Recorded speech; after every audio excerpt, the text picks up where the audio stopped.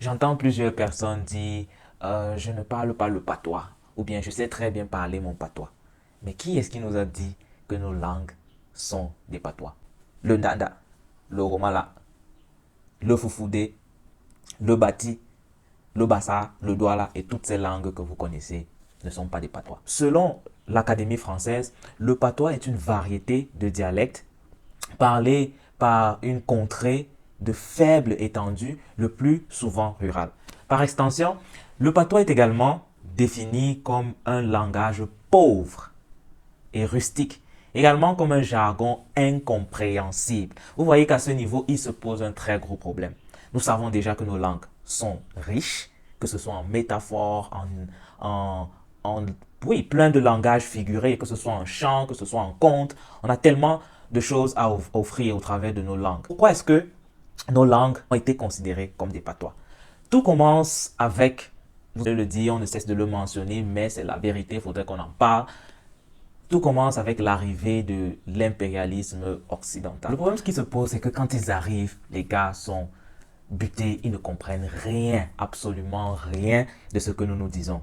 Et c'est normal, quand tu vas en terre inconnue, ce n'est que normal que tu ne comprennes pas le langage qui se passe. Mais au lieu de chercher à apprendre, bon, c'est que c'est trop leur demander, mais au lieu d'apprendre les langues locales, eux, ils préfèrent donc ériger la leur en langue supérieure, donc en qualifiant nos langues locales de patois. Donc, eux, ces langues ne sont pas écrites, ces langues ne possèdent aucune richesse, ce qu'il faut. On a d'ailleurs l'exemple du sultan roi des Bamoun qui a inventé l'écriture Bamoun. Donc, dire que ces langues-là doivent être érigées en patois parce qu'elles n'ont pas d'histoire, c'est faux. C'était juste parce qu'il fallait assurer une certaine supériorité langue sur la nôtre pour pouvoir montrer à quel point ils sont puissants. Les linguistes par la suite, surtout les sociolinguistes, se sont donc rendus compte effectivement que cette manière de qualifier les langues est assez péjorative. Assez péjorative. On a donc noté, par exemple, dans le journal Le Monde,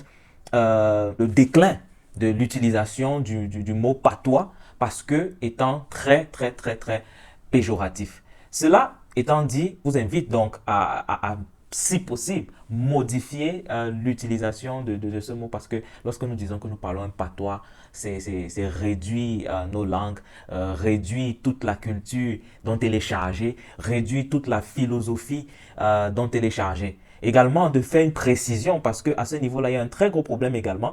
Beaucoup de personnes parlant le Ewondo, le Foufoudé en même temps ne se considèrent pas bilingues alors que justement le mot patois a été utilisé pour créer une certaine hiérarchie linguistique, faire du français une langue supérieure, faire de l'anglais une langue supérieure, faire de l'allemand une langue supérieure, ce qui n'est pas le cas. Parler Ewondo couramment ainsi que faire de vous des personnes bilingues. Il n'y a pas de demi-mesure. Parler le Yemba ou le Ngembo fait également de vous des personnes bilingues. Et ceci est même aller plus loin dans le sens où, lorsque nos mamans du village n'arrivaient pas à parler français, on les qualifiait d'illettrés. Pourquoi? Parce qu'elles ne savent pas s'exprimer dans la langue qu'on a qualifiée de langue officielle. Pourtant, ces mamans-là parlaient de nombreuses langues locales.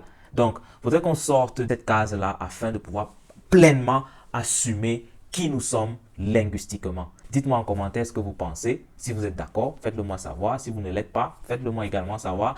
Et dans d'autres vidéos, on pourra faire une partie 2 ou parler des extensions de ce sujet-là. D'ici à là, portez-vous bien.